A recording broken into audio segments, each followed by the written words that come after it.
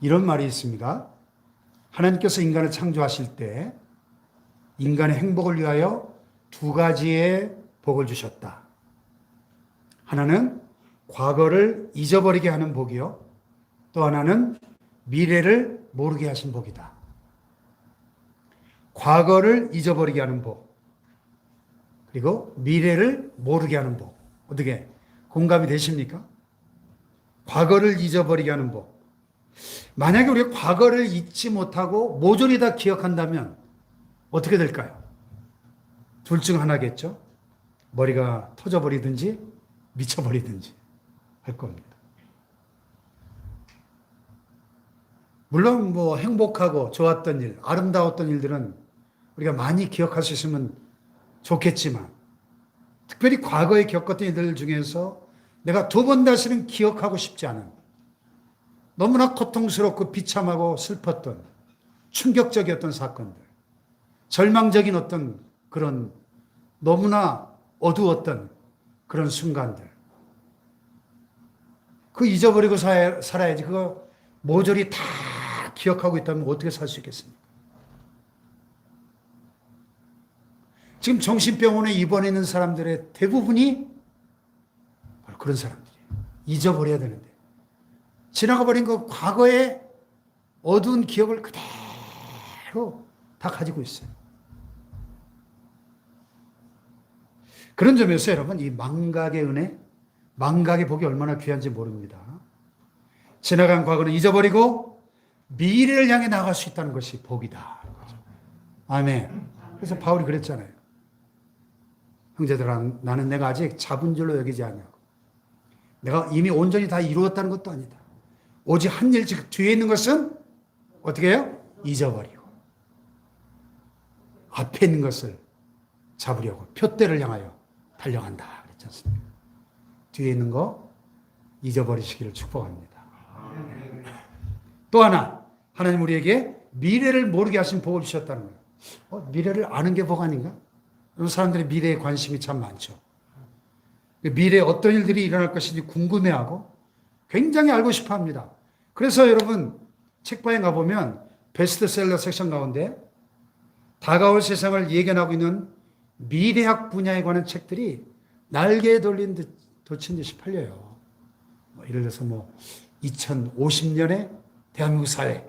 그럼 한번 읽어보고 싶잖아요. 2050년 아직 한참 남았는데 2050년 우리가 살아갈 대한민국 사회의 모습을 예견하는 그런 책들 잘 팔리죠.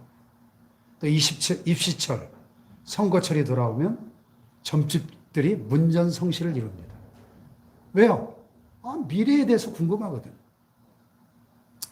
그런데 여러분 한번 잘 생각해 보세요. 정말 우리가 미래를 다 안다면 좋을까요?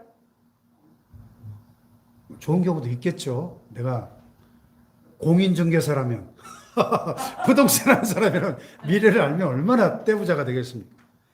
그런데요, 그렇지 않은 경우가 훨씬 더 많을 것입니다.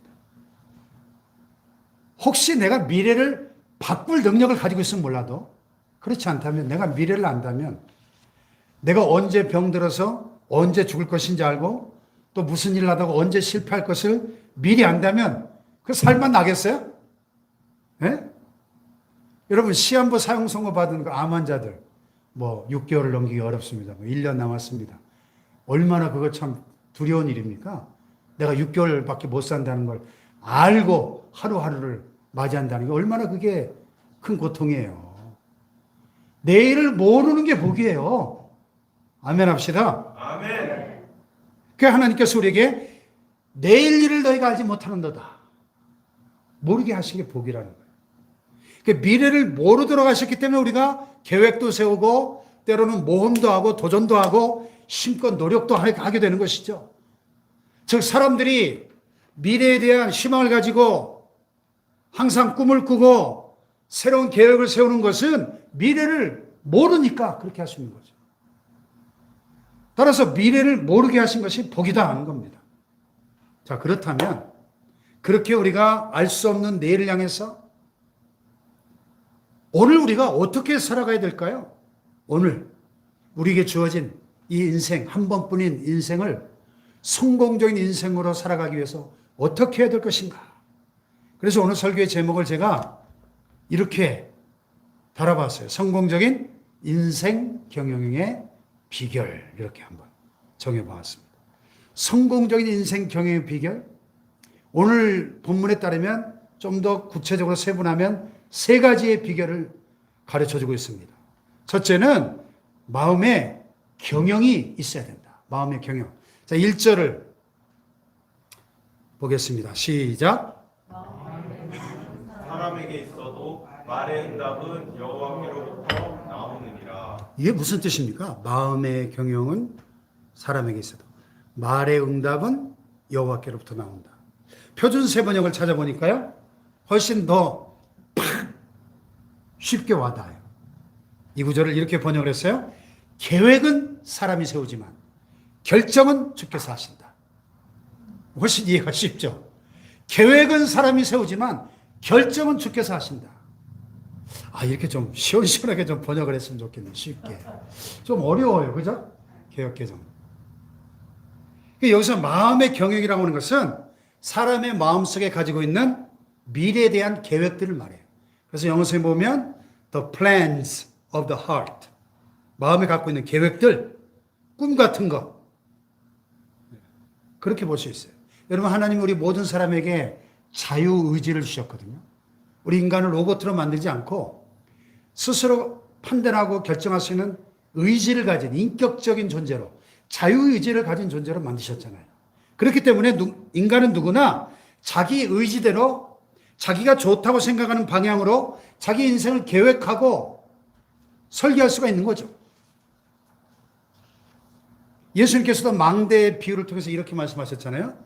너희 중에 누가 망대를 세우고자 할진데 자기의 가진 것이 준공하기까지 족할는지 먼저 앉아서 그 비용을 계산하지 않겠느냐. 그렇죠. 아니, 우리가 집을 하나 지어도 다 그 견적을 뽑고 예산을 세워가지고 해야지 이게 1억이 될지 2억이 될지 모르는데 그냥 무턱대고 막 공사부터 합니까? 그렇게 안 하잖아요. 우리가 근데 신앙생활에 있어서 믿음에 대해서 가지고 있는 가장 흔한 오해 중에 하나가 바로 이 부분이에요. 자, 인간의 계획과 노력 다 필요 없어. 결국 하나님의 뜻이 다 이루어지니까 인간적인 계획과 노력은 일찌감치 다 버려야 돼. 이런 말씀하시는 분들 많이 들어보셨을 거예요. 그게 진짜 믿음 좋은 것처럼. 여러분 정말 그래요? 이건 믿음이 좋은 게 아니고요. 직무유기입니다. 직무유기. 직무유기가 뭔지 아시죠, 여러분? 직무유기. 악하고 게으른 거예요. 여러분, 나중에 가서 혹시 내가 버릴 때 버리고 또 잘못된 것을 깨달아서 수정할 때 수정하더라도 오늘 우리에게는 마음의 경영이 있어야 되는 거예요. 하나님의 뜻이 이루어질 것을 믿기 때문에 무엇인가를 내가 해야 되겠다는 의욕도 있어야 되고 계획도 필요하고 노력도 필요한 것이죠. 아멘. 아멘. 마태복음 25장의 그 유명한 달란트 비유에 보시면 주인이 먼 나라로 갈 때 자기 종들을 불러가지고 자기 소유를 맡깁니다. 그런데 달란트를 나눠주는데 똑같이 나눠줬습니까? 차등을 뒀습니까? 차등을 뒀어요. 그죠? 한 종에게는 5달란트, 또 한 사람에게는 2달란트, 또 한 사람에게 1달란트. 그 차등을 둔 기준이 뭐예요? 기준이. 각각 뭐대로? 각각 그 재능대로 그렇게 차등을 두었다고 성경은 밝히고 있습니다. 그 재능대로. 다시 말해서 주인이 종들을 차별한 게 아니고 주인이 그 종들을 너무나 잘 알고 있기 때문에 그 재능대로 그들이 가지고 있는 재능에 알맞게 다시 말해서 가장 공평하게 나눠줬다는 거예요. 그러니까 5달란트 받은 사람은 곧바로 나가서 그 5달란트로 장사해서 또 5달란트를 남기잖아요. 또 2달란트 받은 사람은 바로 나가서 또 그걸로 장사해서 2달란트를 남기잖아요. 그런데 1달란트 받은 사람은 어떻게 했어요? 뭐 했어요? 아무것도 안 했어요. 한 것은 딱 한 가지. 가가지고 땅 파고 그 1달란트를 주인의 그 귀한 재산을 땅에 묻어뒀어요. 그것밖에 한 일이 없어요. 그리고 주인이 돌아와서 결산하니까 불평만 늘어났죠. 주인이 뭐라고 책망을 했어요? 이 악하고 게으른 종아. 책망하지 않습니다. 자, 이 한 달란트 받는 사람의 문제는 뭐예요? 마음의 경영조차도 없었던 경영. 마음의 경영. 예? 마음의 경영조차 없는 사람, 꿈도 없고 인생의 계획도 없고 노력도 없는 사람, 하나님이 쓰시는 거 보셨습니까, 여러분? 성경을 보세요. 마음의 경영도 꿈도 계획도 노력도 없는 사람 하나님 쓰신 그런 경우를 보셨습니까, 여러분? 성공적인 인생 경영을 위해서는 그러므로 첫 번째로 마음의 경영이 있어야 돼요. 꿈과 계획이 있어야 되고 노력이 있어야 되는 겁니다. 할렐루야. 아멘. 두 번째로, 근데 그 마음의 경영이 하나님의 검증을 받아야 한다는 거예요. 하나님의 검증. 자, 여기 1절을 다시 보시면 마음의 경영은 사람에게 있어도 또 말의 응답은 여호와께로부터 나온다. 다시 말해서 하나님의 검증을 받아야 돼요. 검증. 요새 무슨 인사 검증, 무슨 검증, 그 뉴스에 보면 검증이라는 말 참 많이 나오죠. 검증이라는 말이 법적인 용어인데 일종의 증거조사입니다. 다시 말해서 어떤 사건이나 일의 동기가 뭔지, 어떤 방법으로 어떤 성취 목적을 갖고 있는지, 또 실현 가능한 것인지를 세밀하게 검토하는 거죠. 검증. 그러니까 마음의 경영은 사람에게 있어도 말의 응답은 여호와께로서 나온다. 즉 우리가 계획을 아무리 철저하게 세웠다 할지라도 우리의 그 계획이 하나님의 검증을 받아야 된다. 쉽게 말해서 결제를 받아야 돼요. 결제를. 우리가 회사에서 아무리 기가 막힌 프로젝트가 있다 하더라도 최종 결정권자에 뭐가 있어야 돼요? 결제가 있어야 되잖아요. 결제가. 그래서 표준세 번역에서는 눈에 쏙 들어오게 이 구절을, 계획은 사람이 세우지만 결정은 주께서 하신다. 최종 결재권자가 사인해 주셔야, 결제해 주셔야 그 계획이 이루어질 수 있다, 그 얘기입니다. 아멘. 아멘. 누가복음 12장에 보면은 예수님의 비유 가운데 어리석은 부자의 이야기가 나오죠.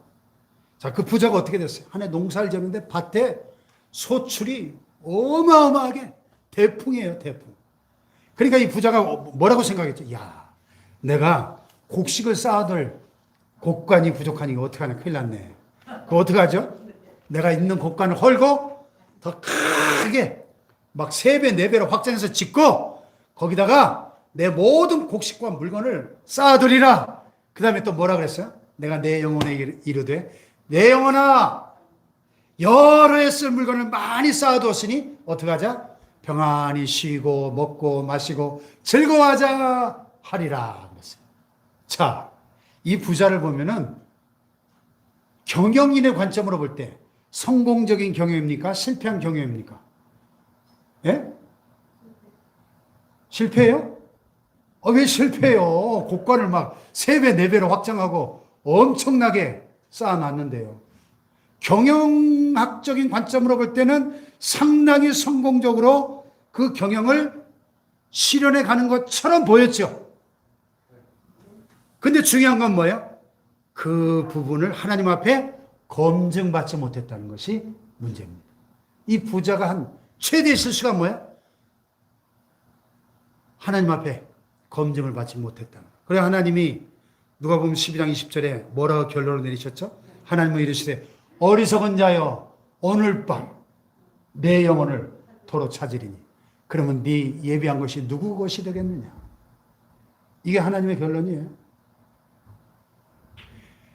그러므로 우리 마음의 경영, 우리의 마음의 모든 계획들은 하나님의 말씀의 거울 앞에 비추어 검증받아야 되는 거예요. 검증. 할렐루야. 마치 기업에서 어떤 경영에 대한 올바른 판단을 내리기 위해서 경영정보 시스템을 적용하는 것처럼 말이죠. 다시 말해서 생산, 재무, 판매, 인사, 노무, 시장에 관한 정보, 통계자료 이런 걸 바탕으로 프로젝트의 전반을 검토하는 것처럼 우리 인생의 경영도 성경이라고 하는 하나님의 말씀이라고 하는 정보의 데이터베이스를 통해서 하나님 앞에 검증을 받아야 된다는 검증을. 아멘. 왜요? 하나님은 알파와 오메가가 되시고 처음과 나중에 되시고 이 세상 모든 일의 원인이시고 결과이시기 때문에 하나님은 모든 피조물을 통해 자신의 선한 목적을 이루시려고 하는 마스터 플랜을 갖고 계셔요. 우리 모든 인생을 향한 완벽한 청사진을 갖고 계십니다, 여러분. 믿습니까? 아멘. 네. 그래서 우리 아주 오래된 사형리라는 그 쪽복음, 사형리 들어보셨습니까? 사형리. 첫 번째 원리가 뭡니까? 하나님은 당신을 사랑하시며 당신을 향한 놀라운 계획을 갖고 계십니다. God loves you and has a wonderful plan for your life. 이 원래 영어에 보면요. wonderful plan. 우리를 향한 놀라운 계획을 갖고 계시다는 거예요. 할렐루야. 그러므로 우리 마음의 경영을, 우리의 마음의 계획들을 하나님 앞에 검증받을 필요가 있다. 검증. 자, 다윗의 일생을 보면요. 다윗이 참 훌륭한 왕이었죠. 이스라엘 역사상 이스라엘 사람들이 오늘까지도 가장 존경하는 위대한 성군이죠. 그런데요, 다윗이 일생일 때에 큰 실수를 그의 말년에 하나 저질러요. 다윗이 이스라엘의 왕으로 40년을 통치했는데 그의 말년에 뭘 합니까? 인구조사를 실시. 인구조사. 아니, 왕이 뭐 인구조사 실시할 수도 있죠. 뭐가 문제입니까? 자기가 다스리는 나라의 인구가 몇 명인지는 알아야 될 거 아니에요. 그런데 하나님은 인구조사를 실시하는 다윗의 마음의 그 숨은 동기, 의도를 보셨다는 거예요. 의도. 어떤 의도죠? 이스라엘의 진정한 왕이신 하나님을 의지하기보다는 우리 국민이 758만 9,271명이네. 대단하다. 군사가 85만 9,720명. 대단하다. 자, 뭘 의지하는 거예요? 사람 머리, 숫자, 군사력. 이걸 뭐보다 더 의지하는 거야? 하나님보다 더 의지하는 거야. 이게 교만이라는 겁니다. 불신앙이라는 겁니다. 그래서 성경에 보니까 하나님이 이걸 괘씸하게 여기셨다. 괘씸하게. 지금까지는 다윗이 평생에 하나님만을 의지하며 살았는데 나라가 부강해지니까 하나님보다도 뭘 더 의지해요?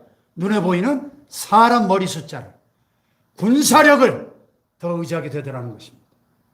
그래서 하나님이 더 중요한 것은 그 일을 하나님 앞에 여쭤보고 했어요. 그냥 자기 생각대로 했어요. 하나님 앞에 그 기도의 사람 다윗이 항상 하나님께 여쭤보고 전쟁터에 나갈 때도 항상 하나님 나갈까요 말까요? 나가. 그럼 나가 싸워 이겨요. 하나님 나갈까 나가지 말고 저쪽에 숨어 매복해 있어. 하나님의 결제를 받고 할 때마다 백전백승이었던 겁니다. 그런데 희한하게 물어보지 않고 결제도 없이 그냥 한 거예요. 그 월권을 엄하게 징계하시죠. 얼마나 엄하게 징계하셨느냐? 하루에 전염병을 내리시니까 7만 명이 죽었어요. 7만 명. 하루에.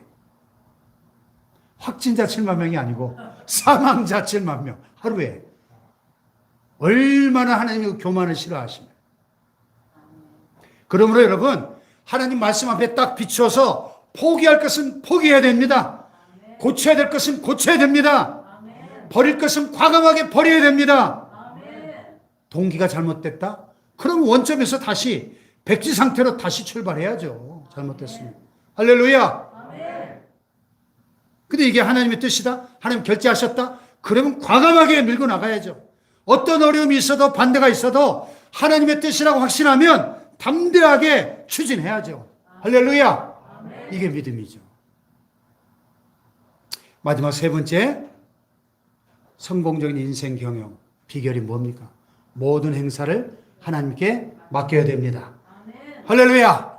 자, 3절을 보세요. 3절 시작. 너의 행사를 여호와께 맡기라. 그리하면 너가 경영하는 것이 이루어지리라. 자, 보세요. 첫째는 마음의 경영, 계획이 필요합니다. 그리고 두 번째는 그 마음의 경영이 하나님의 검증을 받아야 돼요. 오케이. 자, 결제 사인이 났어요. 그럼 이제는 어떻게 해야 돼요? 그 일을 추진해 나갈 때 하나님께 맡기면서 하는, 맡기면서. 너의 행사를 여호와께 어떻게 해요? 맡기라. 맡기라. 여기 너의 행사를 맡기라 이 말은 조금 어려운 용어를 하면 전폭적인 의뢰와 위탁 이렇게 표현하셨어요. 전폭적인 의뢰와 위탁. 이걸 조금 더 세분화해 보면요, 도대체 맡기는 게 맡기라 하는데 어떻게 하는 게 맡기는 거냐? 첫째로 맡기라고 하는 것은 그 일에 대한 염려와 근심을 버려라 그런 뜻입니다. 아멘. 아멘. 여러분 베드로전서 5장 7절에 보면 베드로 사도가 뭐라 그랬냐? 너희 염려를 다 주께 맡겨버려라. 이는 주께서 너희를 돌보심이니라 그랬어요. 할렐루야. 아멘. 여러분 우리가 염려하고 근심하는 이유가 뭐예요? 왜 염려하죠? 현실적으로? 염려할 일이 생기니까 염려하죠. 스트레스를 받는데 당면한 이 압박이 있는데 어떻게 염려 근심을 안 할 수가 있어요? 당연한 거 아니에요? 그런데 그렇더라도 염려하고 근심하는 그것은 불신앙이라는 거예요. 하나님을 믿지 못하기 때문에 염려하고 근심하는 것, 이건 불신앙이라는 것을 알아야 한다는 겁니다. 그래서 염려하고 근심하고 조바심을 가지고 막 초조해하고 이거 우리 육체와 정신 건강에도 치명적일 뿐만 아니라 영적으로 볼 때도 하나님의 은혜와 축복을 가로막는 마귀의 무서운 무기예요. 그러므로 염려와 근심은 백해무익한 것입니다. 버려야 돼요. 버려야 돼요. 할렐루야. 그리고 염려 근심은 이게 악순환의 반복입니다. 왜? 염려하고 근심해 보세요. 늘 염려하고 근심하는 이 습관이 있는 사람은요, 그 근심이 사라질 날이 있을까요, 없을까요? 사라질 날. 꼬리에 꼬리를 물고 계속 근심에 또 다른 근심을 계속 이 악순환이야, 악순환. 마치 한 파도가 지나갔는가 싶으면 또 다른 파도가 덮쳐. 이게 끝이 납니까, 이게? 죽을 때까지 끝이 없어요. 그렇다고 여러분 근심한다고 뭐가 달라집니까? 문제가 해결됩니까? 안 돼요. 오히려 자문의 말씀처럼 근심은 뼈를 마르게 하느니라. 심령의 근심은 뼈를 마르게 한다 그랬어요. 기독교인의 특징은 뭐냐? 염려하지 않는 사람이다. 그 주 1세기 초대교회의 오래된 그 문서 가운데 초대교회 그리스도인의 별명이 하나 있었는데 염려하지 않는 사람들. 크리스천들을 보니까 불신자들이 볼 때 크리스천들은 뭐 하지 않는 사람들이요? 염려하지 않는 사람들처럼 보였다는 거예요. 예수님 뭐라 그랬습니까? 그러므로 염려하여 이르기를 무엇을 먹을까? 무엇을 마실까? 무엇을 입을까? 염려하라 그랬어요? 하지 말라 그랬어요? 염려하지 말라고 했습니다. 이는 다 이방인들이 구하는 것이다. 너희 천부께서 이 모든 것이 너에게 있어야 할 줄을 아신다. 아멘. 사랑하는 여러분, 그러므로 오늘 이 시간 이후로 모든 염려와 근심, 걱정을 다 던져버리시기를 축복합니다. 아멘. 염려와 근심의 끈을 놓아버리세요. 종교개혁자 마틴 루터가 어느 날 종교개혁을 추진하다 보니까 너무 스트레스를 많이 받고 힘이 들어가지고 밤에 자려고 누웠는데 잠이 안 와요. 여러분 너무 염려 근심이 깊으면 잠을 못 자잖아요. 뒤척하다가 도저히 안 되겠어. 일어나 무릎 꿇고 기도하기 시작합니다. 하나님, 이 세상이 누구의 세상입니까? 하나님 만드셨죠? 하나님, 이 교회가 누구 교회입니까? 하나님의 교회죠? 그 하나님께 맡깁니다. 하나님 알아서 하세요. 그리고 두 다리 쭉 뻗고 잤답니다. 아멘. 할렐루야. 아멘. 이게 믿음이에요. 염려하지 않는 곳에 기적이 일어납니다. 우리의 염려 끝에 하나님의 평안이 임하는 겁니다. 아멘. 할렐루야. 그 다음에 맡기라는 게 무엇을 뜻하냐? 말씀에 순종하라는 뜻입니다. 왜요? 하나님의 말씀 속에서는 놀라운 지혜와 능력과 사랑이 담겨있기 때문입니다. 할렐루야! 그 놀라운 하나님의 지혜와 능력과 사랑을 우리 삶 속으로 끌어올 수 있는 방법이 뭐냐? 그 말씀 앞에 순종하는 길 뿐이기 때문입니다. 할렐루야! 자, 베드로가 깊은 데로 가서 그물을 내려 고기를 잡으라 하니까 뭐라 그랬어요? 우리가 밤이 맞도록 수고했을 때 얻은 것이 없지만은 말씀에 의지하여 그물을 내리리이다. 그리고 말씀에 의지해서 그물을 내렸더니 엄청난 고기가 그물이 찢어질 만큼 고기만 잡은 것이 아니라 그 그물에 고기만 걸려온 것이 아니라 지혜와 능력의 말씀도 주님의 사랑도 함께 거두어드린 겁니다. 할렐루야. 아멘. 순종할 때 말씀에 의지하여 내가 그물을 내리겠습니다. 그럼 월마트라는 미국 기업 들어보셨죠? 월마트. 최근에 그 기업 전문 잡지인 미국의 포춘지에 보니까 글로벌 500대 기업 중에서 8년 연속 1위를 차지한 기업이 세계 1위의 기업이 월마트예요. 8년 연속. 대단하죠? 근데 이 월마트를 설립한 샘 월튼이라는 분의 이 가문의 경영 기법이 일반인들에게, 특별히 우리 크리스찬 기업인들에게 많은 것들을 시사해 줍니다. 네, 제가 미국에 있을 때도 참 이 월마트를 자주 갔는데요. 왜냐하면 물건이 워낙 싸고 좋아요. 없는 게 없어요. 네. 제일 싸고도 엄청나게 또 넓죠. 막 주차장은 완전히 운동장이고 참 쇼핑하기 편리하게 잘 해놨죠. 근데 이 월마트를 이끌고 있는 이 샘 월튼 가문의 총 재산이 236억 달러, 우리 돈으로 한 30조 원 정도, 30조 원. 한 집안의 재산입니다. 근데 이 재산이 월마트를 창시한 고 샘 월튼에 의해서 대부분 이루어진 것이라고 합니다. 근데 거의 기적으로 알려진 그의 그 성공 비결이 뭐냐? 그것은 한마디로 성경의 원리대로 경영을 했다는, 성경 원리대로. 샘 월튼이 크리스천이라는 사실을 아는 사람은 많지만은 그가 그 월마트를 성경의 원리대로 경영을 한 것을 아는 사람은 많지 않다고 합니다. 성경의 원리. 그래서 그가 경영에서 가장 중시한 것이 뭐냐? 바로 하나님의 뜻에 순종하는 것이었다고 합니다. 아멘. 할렐루야. 아멘. 그래서 그가 기업을 경영할 때 도입한 중요한 그 기업의 경영 철학, 가치가 있었는데 그게 뭐냐?